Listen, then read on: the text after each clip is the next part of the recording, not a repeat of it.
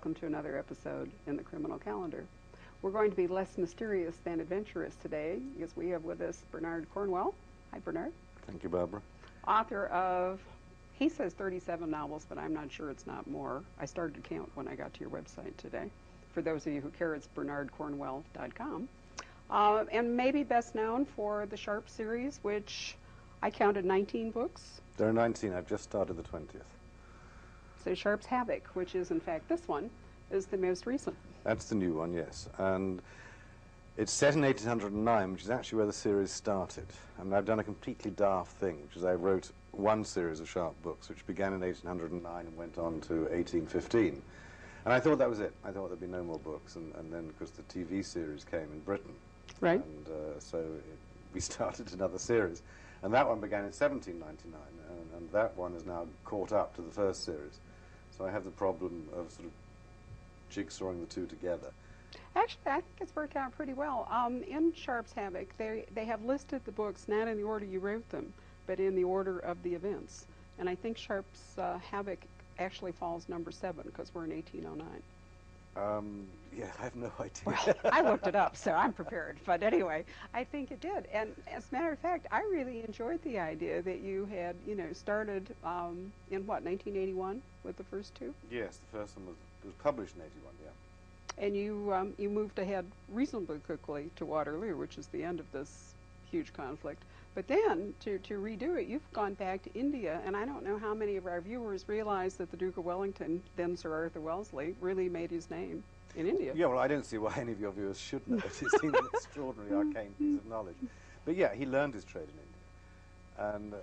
And the Sharpe books in many ways shadow Wellington's career. Exactly. So wherever Wellington is, Sharpe is there, and they have a rather sort of on-off relationship, the two of them. But I suppose that the salient thing about Sharpe is that he's up from the ranks. Mm-hmm. And most Americans seem to think that the British Army was sort of officered by aristocrats. And this simply isn't true. There would have been maybe 1% of the officers were aristocrats, and most of them would be in the guards or in the cavalry, where brains don't really matter. Most of the officers were middle class. I mean, they're either the sons of country gentry or tradespeople. But about 6 or 7% by 1815 had come up from the ranks. And I guess that's the most important thing about Sharpe, is that he's come up from the ranks. And to be promoted from the ranks to an officer, you had to have 3 qualifications. You had to be a sergeant, you had to be able to read and write, and you then had to perform an act of almost suicidal bravery. And on the field? On the field. And Sharpe's act of suicidal bravery is to save Wellington's life.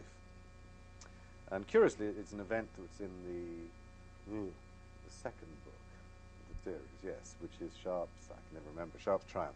Mm-hmm. And it's actually based on an event that really did happen, but I won't say what it was. Oh, and you substituted Sharpe for... Well, we don't know. Or added him in? Well, what actually happened was that Wellesley, as he then was on a battlefield called Assaye, and he had to get from one side of the battlefield to the other, and he ran into an awful lot of trouble. His horse was piked. He came off the horse. He fell right among the enemy. We know it was the one occasion in which he drew a sword to defend himself on a battlefield, but he would never talk about what happened. And it took about 2 minutes for him to be rescued, so he was probably fighting for 2 minutes, but he would never, ever say what went on in those 2 minutes, and I thought, all right, let's put Sharpe in there. Well, that's the point of fiction, isn't Absolutely, it? yes. So you can imagine it.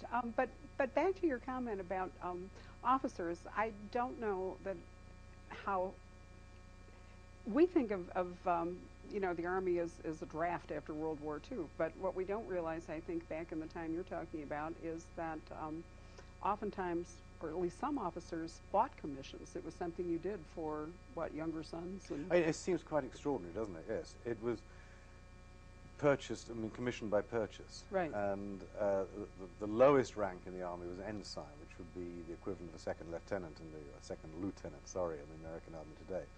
And to become a second lieutenant, you paid 550 guineas, which is an enormous amount of money. It was. I mean, you're talking up to $100,000. I mean, it really was an enormous amount of money. And you then served 3 years, and you could then buy a lieutenancy, which cost £1,500 or 1,500 guineas. But of course, you could sell your ensigncy for the 550 that you paid, so it only cost you 950, whatever it was. It does seem extraordinary, doesn't it? And you could then buy a captaincy, and you could buy a majority. You couldn't purchase above that. Once you were a major, right. That was it. After that, it was seniority. I mean, the whole system is utterly ridiculous, but it did actually produce Wellington, who is arguably the greatest, if he's certainly one of the 5 greatest soldiers ever. I mean, let's not get into that one, but it was a daft system. Not all the officers were purchased. Obviously, Sharp couldn't purchase, and if he had that much money, he wouldn't spend it on that. He'd spend it on wine, women, and song. But so there was about 20% of the slots actually were open to merit. But most of it was purchased, and it does seem absolutely ridiculous. Well, it does in a sense, but on the other hand, you know, if you think about it, in that old saw, you know, there was the heir, and the spare was often the military, spare, yes. Or the third son, and then, you know, the youngest son was usually some sort of church, you know, because vicar. I mean, I don't think it's any dafter than the fact that the church was a gift of. Well, this is exactly what happened to Wellington. I mean, Yeah. I think there were 4 brothers. Henry went to, well, the eldest was Richard. He was going to be set up as the heir to the earldom. And he did, in fact, get the earl of the Earl of Mornington. Then there was, I can't remember the order now, Henry went into the church. I think one did become a lawyer. And Arthur was thought to be too thick for anything, so was put into the army. His mother always said he wasn't clever enough for anything else. And the family is still, I think there's still some slight tension between the 2 sides of the family, because Arthur becomes a duke, and of course a duke outranks an earl. And That's right. so I'm told that, in fact, the Morningtons don't talk much to the Wellingtons. How fascinating. And I recall that he was an Irish family, wasn't it? Well, Wellington said he was born in Dublin, and he said just because a man is born in a stable, it doesn't make him a horse.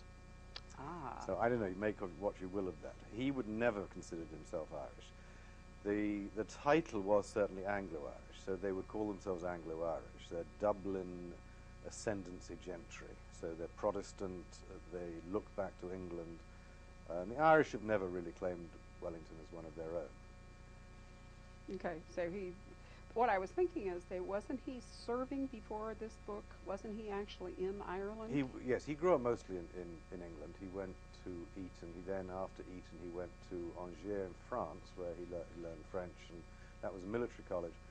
He then basically follows a career in the military, but which takes him to Dublin for a time. But again, that was simply, he was part of, I guess you'd say, the garrison in Dublin. And from there, he had a brief service in Flanders, which didn't go particularly well, back to London, then off to India. The British equivalent of West Point today is Sandhurst, but was that in existence? Oh at no, this there was no time? training for officers. Oh no, that was thought to be quite right. absolutely unnecessary. Gunnery officers, artillery officers did get training at Woolwich, I mean, because they had to add up and so on. Naval officers got training on the job, and in the Royal Navy, promotion was by examination and merit. Although once you got to a certain level, it went by seniority. And the great problem, of course, with seniority is that you're liable to have lots of morons choking up the system. So that, for instance, when they wanted Nelson to actually take over the Mediterranean fleet, they had to promote 108 men above him so that he could get to the right rank. And the same thing happened to Wellington when he was first sent to the peninsula. They had to promote about 50 or 60 men and get them out of the way so that he could then be the top dog for that job. But no, there was no training. The first staff college opened during the Peninsular War. In fact, that was run by a Frenchman in a pub in Hampstead, and all the tuition was in French, and it's said that after the first 2 hours of the morning he was so drunk that it didn't really matter anyway. But no, there was no professional training for most army officers till well after Waterloo. So in a sense, while it was tragic in some respects, something like the whole struggle, the Napoleonic Wars, was a time of great opportunity for those who actually survived, that they could be promoted. Yes. Oh, it was a wonderful time for promotion. I mean, dead men's shoes. I mean, Right. this is a war that began in 1793 and went on with only a couple of short breaks to 1815. So yes, there was an immense amount of promotion. Plus, a lot more chances for battlefield Oh, yeah, war is heroics. good for promotion of soldiers. I mean, you prayed for a long war. I think it's interesting the way Sharp, career does move along through